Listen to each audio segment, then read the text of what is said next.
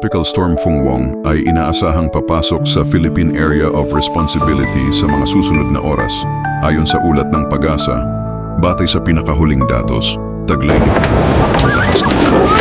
Lumikas na! Tulungan dito! malapit sa gitna at bugso na umaabot hanggang 105 kilometro kada oras. Buhay na pamastoy! Dahil dito, alerto na Hindi ko mapalagpasin ito! Kabilang ang National Disaster Risk Reduction and Management Council, NDRRMC, para sa posibleng malawakang epekto ng panibagong bagyo. Ipinagutos na Lumikas na! Tulungan dito!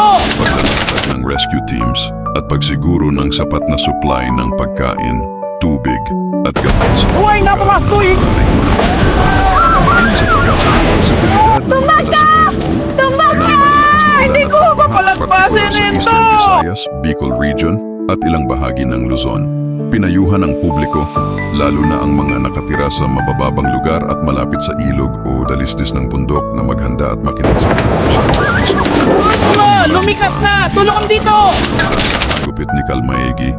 Ang panibagong unos na ito ay nagpapaalala sa atin na ang kahandaan Buhay na pamastoy! magiging susi Hindi ko mapalagpasin ito! upang maiwasan ang mas malaking trahedya. Ito ang pinakahuling ulat hinggil sa papalapit na bagyong Fungwong. Manatiling alerto, ligtas at handa.